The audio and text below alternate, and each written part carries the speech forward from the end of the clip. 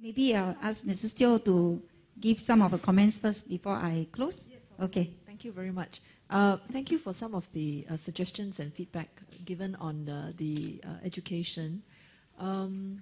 Well, I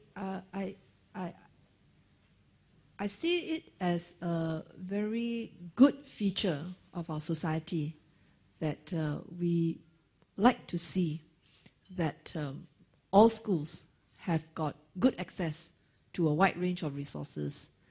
And in Singapore, personally, my observation is that if we compare ourselves to many other countries, we are quite fortunate. Whether it is neighborhood school or independent school or whatever school you choose to call them, actually a few things you can say for certainty. Number one, all teachers are trained under the same system. They all go through NIE. And they are all given the opportunity to enjoy career advancement.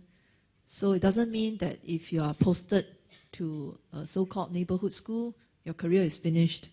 And so I think that fundamentally makes a big difference to the motivation of teachers and also their ability to guide the students. So I think this is not something that you will find everywhere in the world.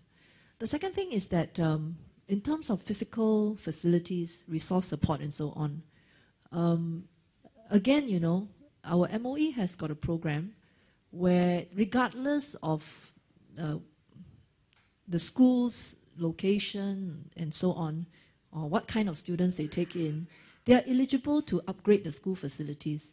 So it's not as though we say, okay, only this kind of school can have indoor sports hall, this kind of school cannot have. And this is uniform.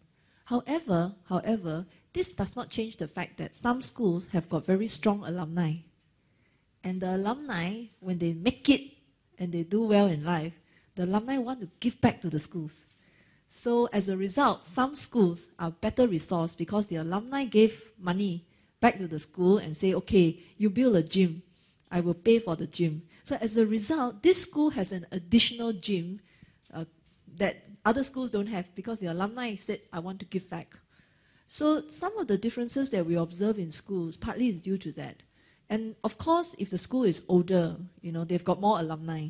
And as a result, the chances of them having someone who really made it big, right, it increases. So what we've been also trying to do is to help more schools build up their alumni because it makes a difference to the resources that the school can get. So in my constituency in Bishan North, Whitley, you know, quite interesting. They've got a very strong alumni, and the alumni has been giving resources back to the school, and so the school is able to do a lot more.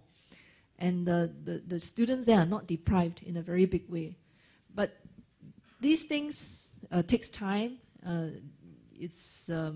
You won't find that all schools are identical. There will always be some differences.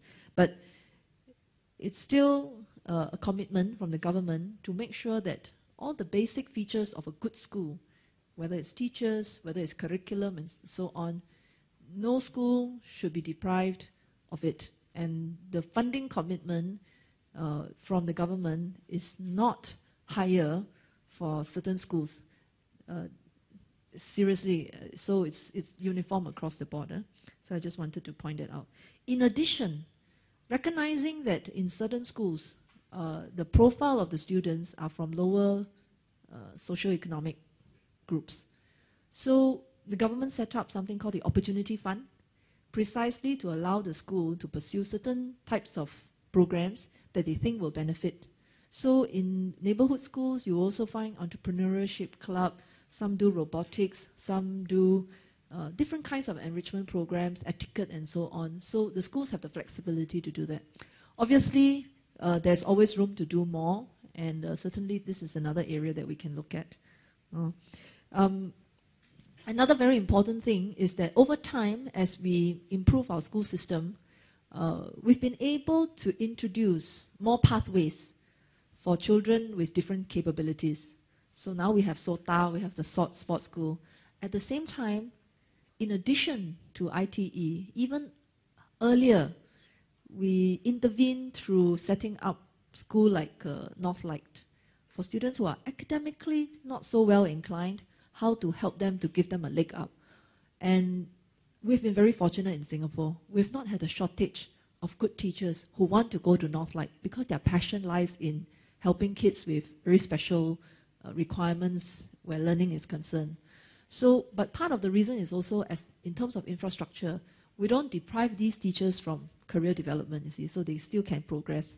So I think we will continue to have to do this, in fact strengthen it further, so that, really, regardless of whatever school you go to, our young people have the best of opportunities. Okay, so if I may just, Amy, just say very briefly my impressions of this 1 hour and a half that we spent together. I think it has been a very high quality session with many useful areas of feedback that we will have to go back and think about, right? One example that I can think of is, for example, the parent relief. Can we do something about it? And then park connector, maybe we should have more covered park connectors, so that you can relieve the public transport. A good idea. So we will have to study these carefully and look at which are those that are practicable and we can implement. I'm not sure that we can implement it by this budget. I'm not even sure we can implement it within 5 years. But please be assured that you see a number of our staff there, and you see all these recordings. What it means is that all of this is captured, and we will make sure that we comb through each and every one of them carefully. And on that note, I just want to say thank you very much to everyone who has made an effort to attend today's session, and also especially to those who spoke up and gave your feedback. Thank you very much.